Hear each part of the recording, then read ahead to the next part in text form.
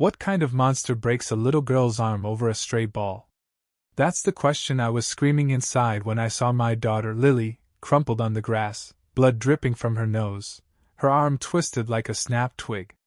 It was a Sunday afternoon, the kind where the sun's just warm enough to make you lazy, and the neighborhood park was alive with kids chasing balls and dreams.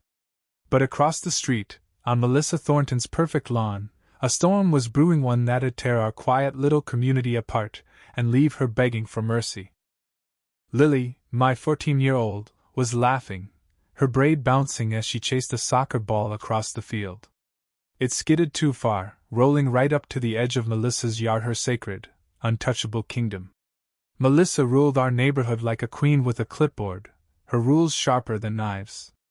That lawn was her crown jewel, and God help anyone who got too close. Lily didn't even step on it. She just bent down, fingers brushing the ball, when he came barreling out. Melissa's son, Ethan, 17, all muscle and arrogance, exploded from their porch like a missile. No warning, no words, just a fist that cracked against Lily's face so hard I heard it from 20 feet away. She hit the ground like a rag doll, blood staining the grass, her arm bent wrong. The world stopped. Neighbors froze, iced teas halfway to their lips. My heart splintered, and I was running before I knew it, legs burning, rage boiling. Ethan stood there, chest puffed, proud of his carnage. He didn't see me coming. I slammed into him, all 200 pounds of me, and locked his arm in a twist that made him scream. His face hit the dirt with a thud that felt like justice. "You think you're tough?" I growled, knee grinding into his spine. "You don't know pain yet." He squealed, helpless, his cheeks scraping the ground he thought he owned.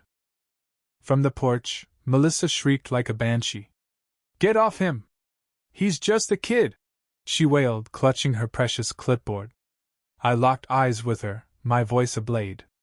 "Raise your hand again, Melissa, and you won't walk straight." She froze, pale as death. Neighbors circled now, watching, silent. No one helped her.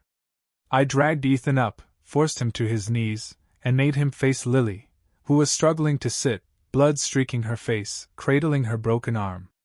"Look at her!" I barked. "Look at what you did!" He sobbed, mumbling, "I'm sorry." "Louder!" I roared. "I'm sorry!" he cried, tears mixing with dirt. Lily just stared, her eyes screaming betrayal and defiance louder than words ever could. I dropped Ethan like trash and turned to Melissa. "This isn't over," I hissed. "You raised a thug. You're both gonna pay." Her mouth opened, but nothing came out, just the gasp of a tyrant realizing her leash was snapping. Melissa didn't run to Lily. She charged me, screaming about assault, demanding someone call the cops. "He attacked my son!" she howled, spinning to rally the crowd. Nobody moved. I stood my ground, Lily trembling behind me. "You think you can hurt my family and walk away?" Melissa screeched, jabbing a finger at me. "You and your kid are done here." I stepped closer, voice low, lethal. "You failed as a mother. Your legacy's crying in the dirt. And you? You're next." She swung to the crowd, desperate. "He trespassed. That girl was on my lawn. You had every right to teach your son manners," I thundered. "Not train him to maul kids because you're too weak to face your own miserable life." Gasps rippled. Melissa staggered, like I'd slapped her. "Take a look, everyone!" I roared, pointing to Lily bleeding, Ethan weeping. "This isn't leadership. It's rot. And it ends now." I leaned in, voice a whisper only she could hear. "You picked the wrong family, Melissa. You unleashed hell. Now choke on it." I scooped Lily up, her blood soaking my shirt, and carried her away. Neighbors parted, some disgusted, some scared, but none defended Melissa. For the first time, she stood alone. The HOA meeting came 48 hours later, a panicked email from Melissa demanding we all show up. I walked in with Lily's sling fresh, her bruises screaming what we were fighting for. The community center buzzed, but Melissa stood at the front like a dictator, sunglasses perched on her head, Ethan slouched beside her, his black eye a badge of his shame. She banged her gavel, venom in her voice. This meeting is to address the violent behavior of certain residents. She sneered, eyes drilling into me. They think they're above the law, above respect for property. The hypocrisy burned. I stepped forward. You're right, Melissa. Someone got assaulted. A 14-year-old girl, bleeding on your lawn while you did nothing. She snapped. She trespassed. You don't get to hide behind rules to cover your failures. I growled. You raised a thug and now you're gaslighting us into thinking he's a victim. I turned to the room. Look at who you're protecting. A kid who breaks bones over a ball. A woman who thinks violence is power. If you let this go, it'll be your kid next. Silence choked the room. Melissa shrieked. You're out of order. I smiled cold. So is your whole damn reign. I walked out, my footsteps echoing in the stunned quiet. The next morning, a due law 500 fine for disrupting. The meeting was taped to my mailbox, signed by Melissa. I tore it up. She wanted war? She'd get it. I didn't knock politely, I pounded on doors, demanding stories. What I found was a graveyard of Melissa's cruelty. Mrs. Harper, 74, had a broken porch swing and a dead garden, fine due law 2004. Unauthorized decorations. Her dues doubled when she fought back. Tom Reed, dad of 3, got a cracked driveway labeled a hazard. When he couldn't pay, Ethan egged his house until his youngest stopped going outside. Sarah Klein, single mom, lost her daughter's pet rabbit to a livestock violation. Behind every story was Melissa's sneer or Ethan's smirk. I promised them, no more fines, no more fear. At Sarah's, she whispered, they'll come after us. I leaned in. Then we don't whisper. We roar. At Tom's, he muttered, they'll crush us. I met his eyes. They tried. Now it's our turn. By week's end, I had 9 families, 9 war stories, 9 reasons to fight. We crammed around my kitchen table, papers spread, fines, photos, statements. This is our arsenal, I said, tapping the evil white denke. This is how we kill the snake. Sarah nodded first. I'm in. Tom followed. Mrs. Harper. One by one, the broken found their fists. Melissa thought she ruled cowards. But cowards don't sharpen knives in the dark. We split tasks. Tom and Mrs. Harper dug into HOA financials, tracing Melissa's stolen funds to fake companies. Sarah and others collected statements, every fine, every threat. I'd light the match, public exposure. But Melissa struck first. That night, a foreclosure notice was taped to my door, signed by her. I crushed it in my fist. She just gave us proof. I growled, slamming it on the table. Proof she's losing. I looked at them. This isn't just about us. It's about everyone she's crushed. We're not surviving anymore. We're ending her. Monday, we filed the lawsuit. 9 plaintiffs, 37 statements, 200 pages of fraud, harassment, and pain.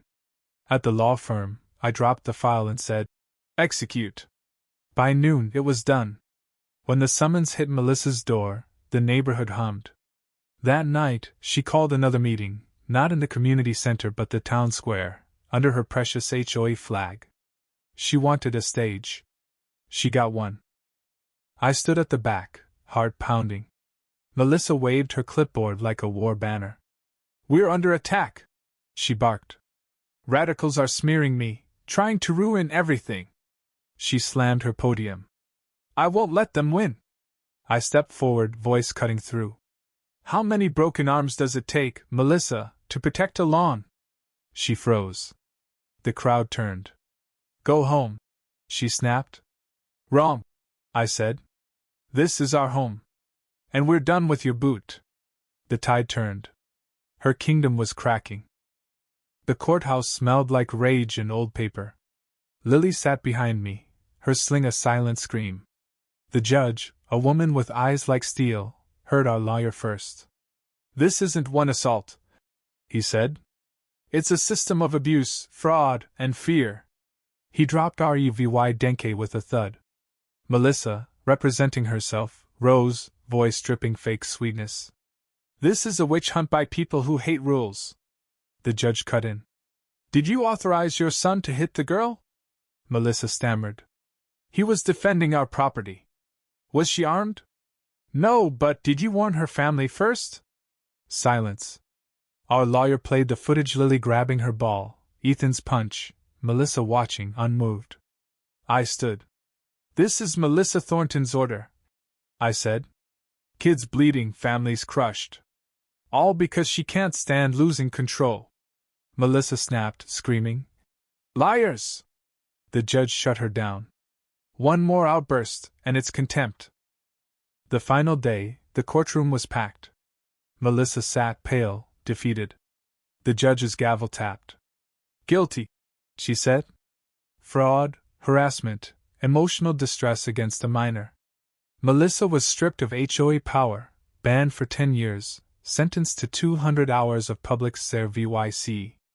Ethan got anger management and 100 hours of labor. Melissa leapt up. You can't do this! I'm this neighborhood! The judge's voice was ice. You built a prison. I'm tearing it down. As security dragged her out, she hissed at me. This isn't over. I smiled. For you it is. 2 weeks later, the grass was greener. Kids laughed again. Lily, sling off, stood taller, stronger. We gathered where it began, by Melissa's old lawn. A wooden sign carved by Tom's sons read, Lily stand, where fear fell. Lily whispered, It's ours now. I squeezed her shoulder. It always was, kiddo. They just made us forget. Neighbors smiled, clapped backs, no longer strangers. Melissa was gone, Ethan too, their fear buried. Nobody spoke of them. They were nothing now, a warning we didn't need. It wasn't about a ball or a broken arm. It was about what happens when good people stand up. Lily taught me that, me daughter, and the hope we all carry. A community built on fear crumbles. One built on courage stands forever. If you've fought a bully, faced a tyrant, or stood for someone who couldn't, what's your story? I want to know. Someone out there needs to hear it.